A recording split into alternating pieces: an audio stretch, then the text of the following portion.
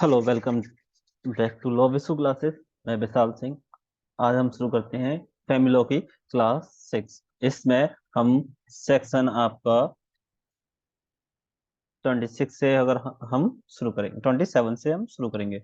Last last हमने 25 section तक पढ़ा चुके हैं। अब इसके आगे हम प्रोसीड करेंगे।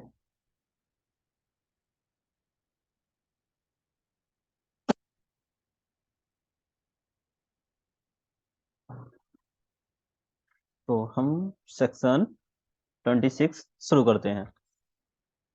हमारा सेक्शन 26 बोलता है custody of children.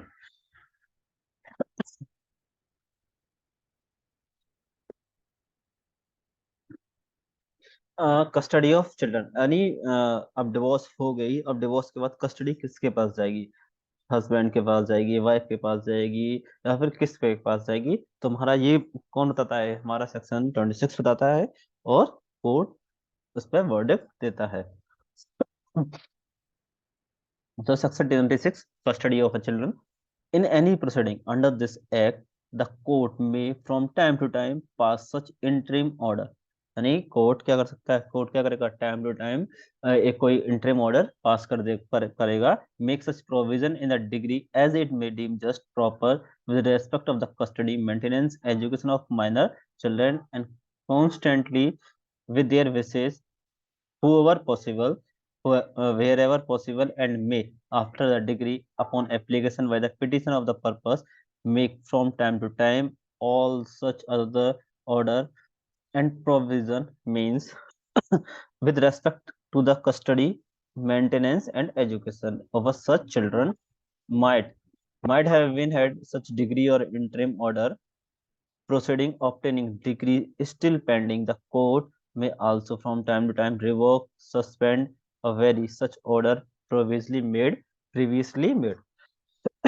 means basically custody of children ऐसे समझिए कि कोर्ट कोर्ट हमेशा ये चाहता है, अगर कोई बच्चा है और वो माइनर है, बच्चा जो माइनर बच्चा है, चिल्ड्रन है जो माइनर है, वो उनके भले के बारे में सोचता है कि हाँ, वो उसी इंसान के पास उसको कस्टडी देगा जो उसका मेंटेनेंस करे, वो उसके एजुकेशन के ऊपर ख्याल रखे, यानी उसका वेलफेयर के लिए, यानी चिल्ड्रन के वेलफेयर के लिए कोर्ट हमेशा सोचता है और उसकी कस्टडी उसी को ही देता है। या फिर अगर बच्चा अवेलेबल है, यानी वो समझ सकता है कि हाँ, उसे किसके पास रहना है, उस कंडीशन में भी फिर उस कंडीशन में उस बच्चे के पूछा जाता है कि हाँ, तुम किसके पास साथ रहना चाहते हो। अगर वो जिसके पास सपोज पैसा है, उस इंसान के पास सपोज हस्बैंड कमाता है और उसकी माँ है, जो फादर है वो कैपेबल है अर्निंग का, मगर माँ है उसकी, वो क्या है, incapable of earning of same same at, यानी वो उसका चाइल्ड का जो फादर है, जितने पैसे वो कमाता है, अगर वो वाइफ उसकी माँ है वो नहीं कमा पाती है, फिर भी अगर बच्चा चाहता है कि हाँ, उसकी माँ के पास उसे जाना है, तो कोर्ट कोर्ट ऑर्डर निकालेगा कि हाँ, उसका जो फादर है वो पैसे दे उस बच्चे के किसके लिए? मेंटेनेंस के लिए और उसकी पढ़ाई के लिए। तो कोर्ट क्या कर सकता है? वो ऐसे ऑर्डर भी निकाल सकता है जिससे क्या है, उस बच्चा जो बच्चा है उसके कुछ फायदा मिले, उसका वेलफेयर हो, एजुकेशन हो। यानी वो अगर डिवोर्स हुआ है तो अगर डिवोर्स हस्बैंड वाइफ के बीच में हुआ है ना, तो बच्चा क्यों पिसे? बच्चे की गलती नहीं है ना, कि अगर बच्चे के मदर फादर है, वो डिवोर्स होके अलग हो जाते हैं, तो उस कंडीशन में क्या है, बच्चे को सफर नहीं करना चाहिए। सफर क्यों करेगा? और यही कोर्ट सोचता है कि बच्चा कभी सफर ना करे। वो आने वाला फ्यूचर है, तो उसको क्या है, फ्यूचर की तरह उसको सेव करना है।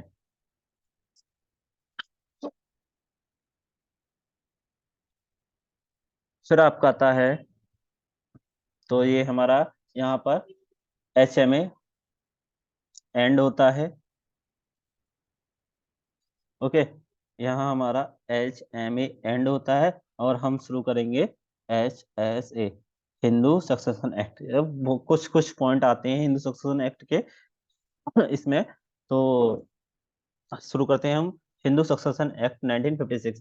बेसिकली हिंदू सक्सेशन एक्ट में ये बताते हैं कि हाँ, कि कोई अगर प्रॉपर्टी है उसका डिस्ट्रीब्यूशन कैसे होगा, कोई हायर पे जाएगा, यानी अगर कोई एंसेस्टर प्रॉपर्टी है तो उसका जो चाइल्ड है या भी जो उसके एंसेस्टर यानी जो पूर्वज हैं, जो पूर्वजों की जमीन है तो वो किसके पास जाएगी, कौन बच्चा अगर है किसके पास जाएगी या नहीं है, कौन एलिजिबल है उस प्रॉपर्टी के लिए या नहीं है। अगर सपोज कोई उस प्रॉपर्टी का कोई मालिक ही नहीं है, सपोज एक ऐसे ही हालत हो जाती है कि कोई एक्सीडेंट हो जाता है, उसमें हर ईच एंड एवरी पर्सन उसकी फैमिली का मर जाता है, तो वो प्रॉपर्टी किसके पास जाएगी। तो ये क्या बताता है, ये हमारा हिंदू सक्सेशन एक्ट बताता है। तो कुछ की पॉइंट्स हैं हिंदू सक्सेशन एक्ट के। असेंडेंट कौन होता है, जो एंसेस्टर ऑफ पर्सन है, मतलब हमारे पूर्वज, यानी father, grand father, great grand father, ये किस में जाते हैं, हमारे एंसेस्टर में, यानी असेंडेंट। फिर आता है डिसेंडेंट, मतलब ऑफस्प्रिंग, हम, हमारे बच्चे, उनके बच्चे, उनके बच्चे, यानी son, grandson, great grandson, इस कंडीशन में आता है। फिर हायर्स होते हैं, a person who is entitled to inherit property after the death of the intestate, यानी heir, heir means suppose father है, तो फादर अगर डेथ हो जाती है तो उसके बाद उसकी प्रॉपर्टी का जो पहला वारिस बनेगा वो उसका सन या डॉटर होते हैं। तो फिर सन डॉटर हो गए, फिर ऐसी साइकिल चली जाती है, फिर मदर, फादर, अगर कोई स्टेप यानी हाफ ब्लड है, फुल ब्लड, यानी पहले तो फुल ब्लड में जाता है, फिर हाफ ब्लड, यानी हायर्स दी गई है, यानी स्टेप बाय स्टेप दिया गया है कि पहले कौन एलिजिबल है, बाद में कौन एलिजिबल रहेगा। कोलेट्रल, यानी maternal uncle, aunt, paternal uncle, aunt and aunt, cousin, brother and sisters, यानी आप कोलेट्रल्स मतलब सगे संबंधी आपके। फिर आता है एग्नेट, एग्नेट मतलब मेल रिलेशंस, रिलेशनशिप, मतलब आपके फादर, फादर के बाद आपके ग्रैंडफादर, या फिर यानी जो आपके पापा के साइड से आपके चले जाते हैं। कोग्नेट यानी फीमेल रिलेशनशिप, जो आपकी माँ के साइड से जो भी चले जाते हैं उन्हें क्या बोलते हैं, कॉग्नेट बोलते हैं। इंटी स्टेट ये होता है, इंटी स्टेट मतलब एक person, a person who dies without making a will, यानी कोई इंसान है, वो क्या करता है, वो अपनी विल नहीं बनाता है और वो मर जाता है, तो उस इंसान को हम बोलते हैं इंटी स्टेट, यानी जो इंसान वो अपनी बिल ना बना के, वो बिल नहीं बनाता है, वो बिना अपनी बिल बनाए मर जाता है। फिर आता है चेस्ट, इचेस्ट, इचेस्ट मतलब rule, if no heir then the property goes to government, अगर कोई ऐसी कंडीशन है जहां पर क्या है, यहाँ पर क्या है, कोई भी हायर्स जिंदा है ही नहीं, यानी उस प्रॉपर्टी का कोई ऐसा इंसान नहीं है जो बोल सके कि हाँ ये मेरी प्रॉपर्टी है, उस कंडीशन में सारी प्रॉपर्टी के चले आती है, सारी प्रॉपर्टी गवर्नमेंट के की हो जाती है। फिर आता है कोपार्सनर, कोपार्सनर होता है rightful people who have joint property for a common ancestor, suppose common ancestor, coparcener मतलब एक ग्रैंडफादर है, यानी ग्रेट ग्रैंडफादर हो गए। अब सपोज इनके तीन बच्चे थे, ऐसे ए, अब इनके 1 2 3 तीन बच्चे थे, अब इनके दो दो हो गए। अब जो ये लोग होंगे, ए, बी, सी, डी, ई, एफ, अब सपोज ये लोग एक ही फैमिली में रहते हैं, जॉइंट फैमिली है, तो ये जो लोग हो गए, अब ये जो लोग होंगे, ये क्या होंगे, कॉमन एंसेस्टर, यानी को पार्टनर हो जाएंगे, नहीं जो इनकी प्रॉपर्टी है उसके क्या हो जाएंगे, ये को पार्टनर हो जाएंगे, अगर ये जॉइंट फैमिली में रहते हैं और इनका क्या नहीं हुआ है, अभी तक बंटवारे नहीं हुए हैं। राइट ऑफ को पार्टनर क्या होता है, राइट ऑफ को पार्टनर मतलब right of joint ownership property, ownership, right of by birth, right of maintenance, right of alienation, means suppose ये प्रॉपर्टी है, अब जितनी भी पूरी प्रॉपर्टी है तो ये किसकी हो जाएगी, बाय बर्थ, अगर कोई अगर सपोज ग्रेट ग्रैंडफादर की यानी ग्रैंडफादर की ये प्रॉपर्टी है। अब ग्रैंडफादर का यानी सपोज ऐसे मानो सन, फादर और ग्रैंडफादर। जैसे ही ये चाइल्ड बर्थ लेगा तो अगर ये प्रॉपर्टी ग्रैंडफादर के नाम में है तो इस बंदे का यानी जो सन है, ये बाय बर्थ जैसे ही बर्थ होगा वो इस प्रॉपर्टी का क्या हो जाएगा, उसे राइट हो जाएगा कि हाँ वो इस प्रॉपर्टी का ऑनरशिप है, यानी जॉइंट मेंबर है। Right to take, right to make self acquisition separate property. अगर सपोज अब ऐसे ही समझते हैं कि ये प्रॉपर्टी ग्रैंडफादर की थी, मगर लेकिन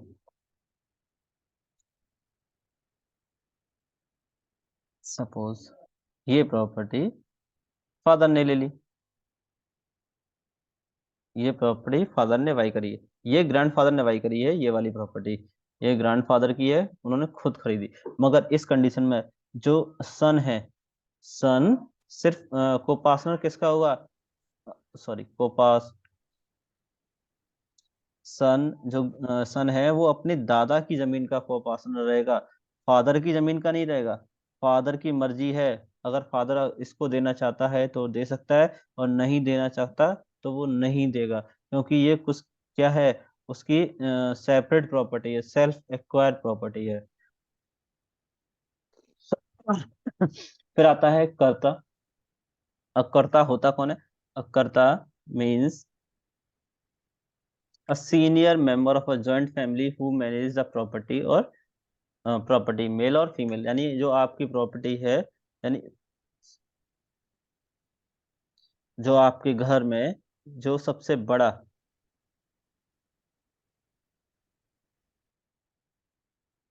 जो आपकी प्रॉपर्टी में जो सबसे बड़े बूढ़े लोग हैं, या फिर आपके दादा हो गए परदादा हो गए, तो उनको क्या बोलते हैं, कर्ता बोलते हैं। अगर जो प्रॉपर्टी के मालिक हैं वो घर चला रहे हैं तो उस इंसान उनको क्या बोलते हैं, हम कर्ता बोलते हैं। अब इसमें क्या है, मेल भी हो सकते हैं और फीमेल भी हो सकते हैं, और फीमेल बिकम अ करता 2005 के अमेंडमेंट के बाद फीमेल को क्या बना दिया था, फीमेल कैन भी करता, यानी फीमेल भी करता हो सकती है। जैसे आपने देखा होगा अब जो राशन कार्ड बनते हैं वो मेल के नाम पे ना होकर उनको क्या है, फीमेल के नाम से बनते हैं।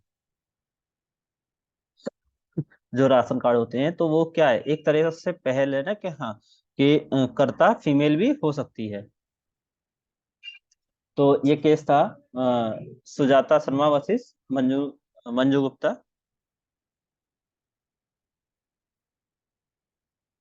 फिर आता है मैट्रियार्की, मतलब women has power on property.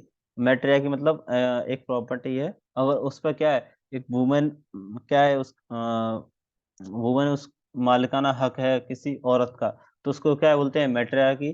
Patriarchy a man has power on the property, अगर कोई प्रॉपर्टी है तो उस पे क्या है, अगर वो मेन के अंडर में है तो वो क्या है, पैट्रियार्की होती है। सपोज हम हमारे माँ की जमीन है तो वो हमारी मैट्रियार्की प्रॉपर्टी हो गई, हमारे फादर साइड से है तो हमारी पैट्रियार्की क्या हो गई, प्रॉपर्टी हो गई।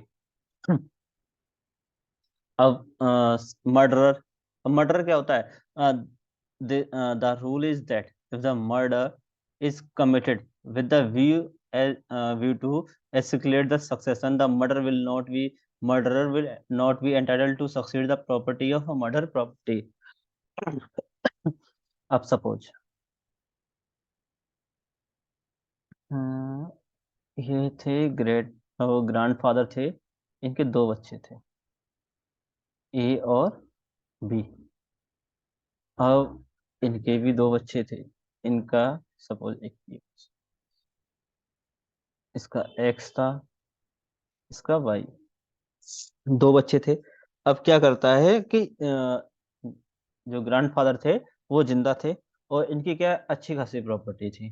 सपोज खूब अच्छी खासी प्रॉपर्टी थी, यानी ऐसे मतलब इतनी प्रॉपर्टी थी। अब क्या करता है, एक्स क्या करता है कि हाँ उसको पता चलता है कि हाँ ये प्रॉपर्टी, इसमें हिस्सा मुझे जब ही मिलेगा जब मेरे फादर ग्रैंडफादर क्या है, मर जाएंगे। तो क्या करता है, ग्रैंड फादर को क्या करता है, वो मार देता है। एक्स अपने ग्रैंडफादर को मार देता है, जिससे क्या है, उसे इस प्रॉपर्टी में क्या है, हिस्सा मिल जाए। अब इस कंडीशन में, अगर साबित हो जाता है कि हाँ एक्स ने ही ग्रैंडफादर का मर्डर किया है, उस कंडीशन में एक्स को इस प्रॉपर्टी में से, ये जो प्रॉपर्टी है, इस प्रॉपर्टी में से उसको क्या नहीं मिलेगा, कोई भी हिस्सा नहीं मिलेगा।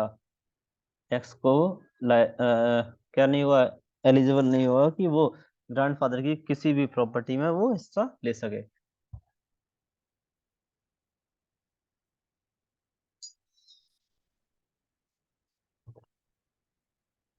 फिर आता है general general rule of succession.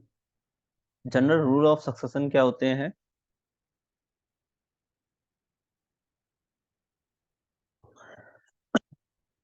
तो जनरल रूल बेसिकली होते हैं, देखो जनरल रूल में बोलता है कि full blood is preferred over half blood, यानी फुल ब्लड को पहले प्रायोरिटी दी जाएगी, हाफ ब्लड वाले को बाद में, और हाफ ब्लड के बाद यूट्रेन ब्लड को, और बाद में क्या दी जाएगी, यानी पोजीशन किसकी रखी जाएगी, पहले फुल ब्लड, फिर हाफ ब्लड, फिर यूट्राइन ब्लड। तो फुल ब्लड कौन होता है, पहले मैं जैसे बता चुका हूँ। फुल ब्लड मतलब यहाँ सेम फादर और मदर क्या हो, एक ही हो, मतलब सेम दो पर्सन है। फुल ब्लड कैसे माने जाएंगे, जब दो भाई जैसे उनका फादर और मदर सेम हो। हाफ ब्लड में फादर सेम हो मगर माँ डिफरेंट हो। यूट्राइन ब्लड में माँ सेम हो मगर फादर डिफरेंट हो। चाइल्ड इन वॉम मतलब कोई बच्चा जो माँ के गर्भ में है अभी। तो child is a heir, but the child must be in the womb at the time of the death. Means अब ग्रैंडफादर की कोई प्रॉपर्टी है, या हस्बैंड की प्रॉपर्टी, ग्रैंडफादर की कोई प्रॉपर्टी है। अब उसमें क्या है, अब जो बच्चा है, अगर वो बच्चा, हाँ ग्रैंडफादर, जो ग्रैंडफादर हैं उनका सक्सेशन नहीं खुला है, सपोज जो ग्रैंडफादर हैं उनका सक्सेशन नहीं खुला है, जो सक्सेशन खुलना था वो अगर ओपन नहीं हुआ है, और उस कंडीशन में अगर वो बच्चा माँ के गर्भ में है, मतलब पता चले कि हाँ वो गर्भ में है, उस कंडीशन में भी क्या है, इस प्रॉपर्टी का को पार्षण माना जाएगा उस बच्चे को। अगर वो बच्चा क्या है, वो कंसीव हो चुका है और वो कुछ मंथ का हो चुका है, उस कंडीशन में भी क्या मानेंगे, हाँ वो को पार्षणर है। जब ग्रैंडफादर का सक्सेशन खुलेगा, जब फादर का सक्सेशन खुलेगा, तो जो बच्चा वॉम में है, माँ के गर्भ में है, उसका भी हिस्सा माना जाएगा। फिर आता है unchastity is no disqualification specified under the act. अगर सपोज कोई ऐसी यानी एक कोई ऐसी महिला है, वो क्या है, अनचेस्ट, वो चेस्टी नहीं रही है, अनचेस्टी हो गई है, तो मतलब इसका मतलब ये नहीं है कि उसको प्रॉपर्टी में से हिस्सा नहीं मिलेगा, नहीं उसको हिस्सा मिलेगा। तो हमारा ये एक्ट ये नहीं बोलता कि अनचेस्टी है तो उसको प्रॉपर्टी में से हिस्सा नहीं मिलेगा। फिर कुछ पॉइंट बेसिक, हमारा हिंदू मैरिज एक्ट 1955 किसके बारे में बोलता है, सिर्फ मैरिज और डिवोर्स के बारे में। सक्सेशन किसके बारे में बोलता है, सक्सेशन ऑफ प्रॉपर्टी के बारे में, यानी प्रॉपर्टी किसके जाएगी, कौन हायर, यानी कौन मालिक रहेगा, किसी के मरने के बाद प्रॉपर्टी किसके नाम में जाएगी, वो हमारा बोलता है हिंदू सक्सेशन एक्ट। फिर आता है adoption and, Hindu adoption and maintenance act. इसलिए सिर्फ अडॉप्शन और मेंटेनेंस के लिए है।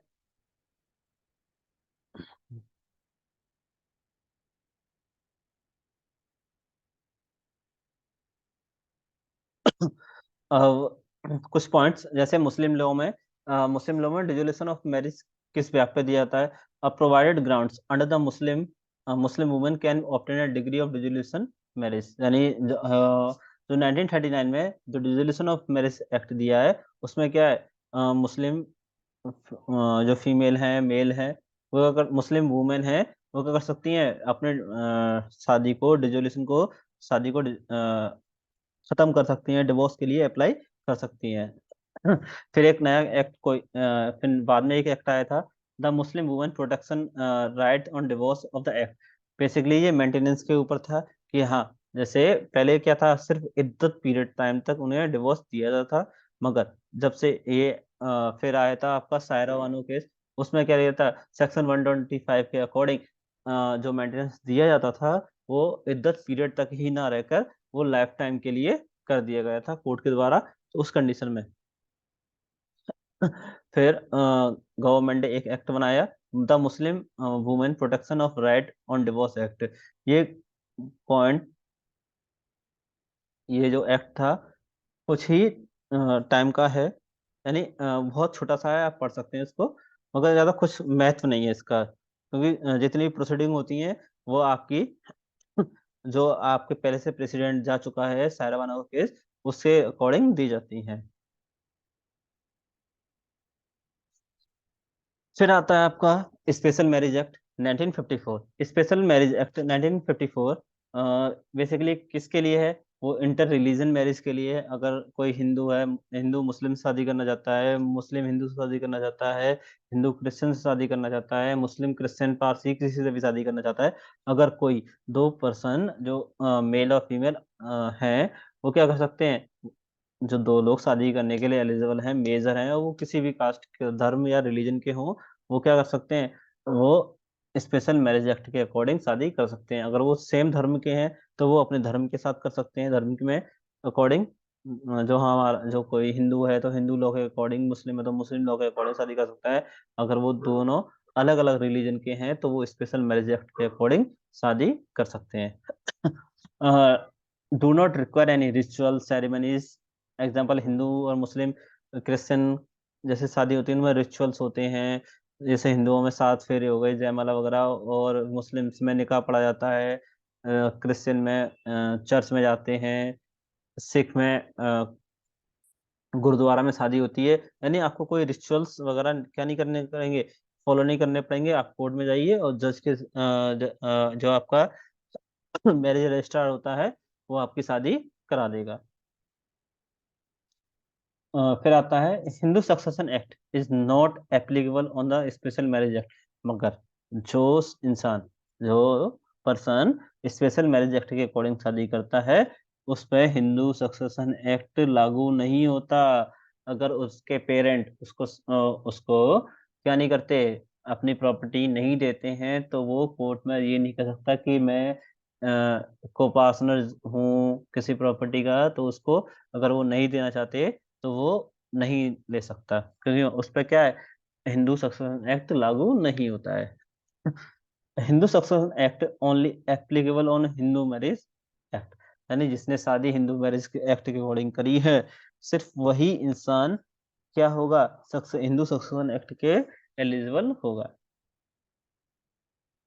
फिर आपका आता है Hindu adoption and maintenance act 1956।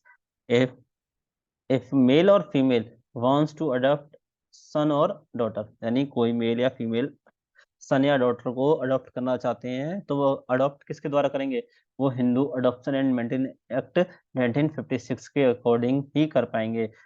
तो मेल और female should be sound mind, यानी जो मेल और फीमेल हैं वो क्या होने चाहिए, साउंड माइंड के होने चाहिए। और if married then consent of a spouse needed for adoption. अगर वो शादी है, अगर वो शादीशुदा है, अगर मेल अडॉप्ट करना चाहता है तो उसे,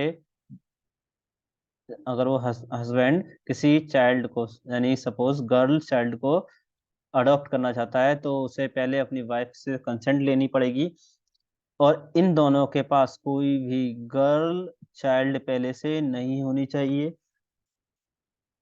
तो इस कंडीशन में गर्ल चाइल्ड नहीं होनी चाहिए, इसी कंडीशन में क्या कर सकते हैं, किसी गर्ल को क्या कर सकते हैं, अडॉप्ट कर सकते हैं। और जो अडॉप्ट ये इंसान करने वाला है और जो बच्चा है गर्ल है, उन दोनों के बीच में 21 ईयर्स का क्या होना चाहिए, गैप होना चाहिए। Note, father mother guardians can only give the child for adoption. यानी अगर आपका कोई बच्चा है, सपोज कोई सी का बच्चा है, तो उसमें सिर्फ मदर मदर फादर और जो गार्जियन है, सिर्फ वही क्या कर सकते हैं, किसी बच्चे को अडॉप्शन पे दे सकते हैं, ना कि और कोई। तो हिंदू जो अडॉप्शन है, उसके लिए रिक्वायरमेंट क्या होती है? तो उसके लिए बेसिकली रिक्वायरमेंट होती है ही ही एंड सी शुड बी क्या होना चाहिए? हिंदू होने चाहिए, क्योंकि आप किसमें वो कर रहे हैं? Hindu adoption and maintenance act में, यानी हिंदू में। तो आप बेसिकली पहले हिंदू होने चाहिए। If she is not already adopted, अगर वो पहले से अडॉप्टेड हैं, तो अगर वो पहले से अडॉप्टेड हैं, किसी ने अडॉप्ट कर रखा है, तो उस कंडीशन में क्या है? आपको अडॉप्शन नहीं मिलेगा। तो आप जो आप क्या है, पहले से अडॉप्टेड नहीं होने चाहिए, नॉट मैरिड। अगर नहीं, सॉरी सॉरी सॉरी सॉरी, मैंने गलत बता दिया। देखो, पहली बात, requirement of a child who is to be adopted, यानी जो बच्चे को अडॉप्ट किया जा रहा है, तो उस बच्चे के लिए क्या क्या कंडीशन है कि हाँ, वो बच्चा कब अडॉप्ट करा सकता है? तो बेसिकली जो बच्चा है, चाहे गर्ल हो या गर्ल है या फिर बॉय है, वो हिंदू होना चाहिए, पहली बात। फिर वो पहले से अडॉप्टेड नहीं होना चाहिए। ये नहीं है किसी ने पहले से, यानी सपोज ए है, ए पहले किसी सी ने अडॉप्ट करा, फिर इसको एक्स अडॉप्ट नहीं कर सकता। अगर वो पहले से अडॉप्टेड है, तो वो दोबारा अडॉप्टेड नहीं हो सकता। मैरिड नहीं होना चाहिए, जो बच्चा अडॉप्ट किया जा रहा है वो क्या नहीं होना चाहिए? उसकी शादी नहीं होनी चाहिए। द एज, एज क्या होनी चाहिए? 15 साल से कम। अगर कोई बच्चा है, चाहे मेल हो या फीमेल, वो 15 साल से कम है, उन्हीं बच्चों का क्या हो जाएगा, क्या क्या कर सकेंगे? अडॉप्शन, अडॉप्ट के लिए रेडी होते हैं, एलिजिबल माने जाते हैं। Adoption of son, any adoptive father and mother doesn't have Hindu son already। अगर कोई सन क्या करना, सॉरी, एक सेकेंड। कोई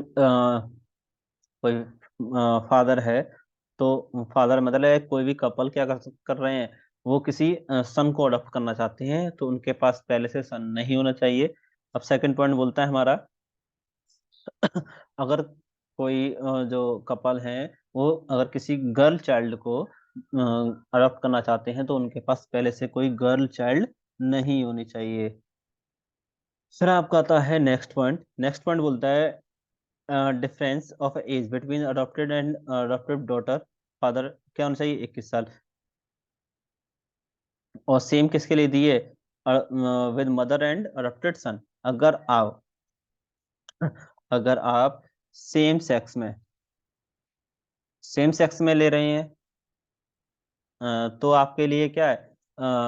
एज, यानी एज का गैप नहीं होना चाहिए, कोई वो नहीं है एलिजिबल, क्या हाँ आपका एज इतनी होनी चाहिए, इतना डिफरेंस होना चाहिए। हाँ, अगर आप डिफरेंट सेक्स में ले रहे हैं, अगर आप डिफरेंट सेक्स में ले रहे हैं, यानी अगर आप मेल हैं, फीमेल को अडॉप्ट कर रहे हैं, तो उस कंडीशन में 21 साल का डिफरेंस होना चाहिए। अगर आप फीमेल हैं और आप मेल को अडॉप्ट कर रहे हैं, तो आपके बीच में 21 साल का गैप होना अनिवार्य है, यानी मैंडेटरी है कि आपके दोनों के बीच में 21 साल का गैप होना ही चाहिए। Note, no adoption is allowed when the person is already have son or daughter in a Hindu law। यानी अगर आपके पास पहले से सन डॉटर दोनों हैं, तो फिर आप अडॉप्शन नहीं कर सकते हैं। अगर आपके पास दोनों हैं, सन और सन भी है, डॉटर भी है, तो आप अडॉप्शन नहीं कर सकते। तो हमारा हिंदू का पूरा खत्म हो चुका है। फैमिली लॉ में एक पार्ट खत्म हो चुका है, हिंदू लॉ। तो हम अब कल नेक्स्ट क्लास से आपका मुस्लिम लॉ स्टार्ट करेंगे, और फिर उसको एंड करेंगे हम। कुछ ज़्यादा से ज़्यादा आपकी 3 क्लास में आपका मुस्लिम लॉ खत्म हो जाएगा। फिर हम नेक्स्ट नेक्स्ट लॉ उठाएंगे कोई। तो आज हमारी क्लास 6 थी।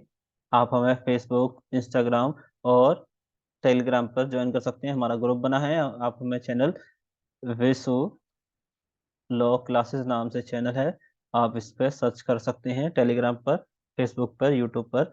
Thanks for watching. अगर आपको ये सेशन अच्छा लगा है तो आप लाइक करें, कमेंट करें और प्लीज़ सब्सक्राइब करें। Thank you.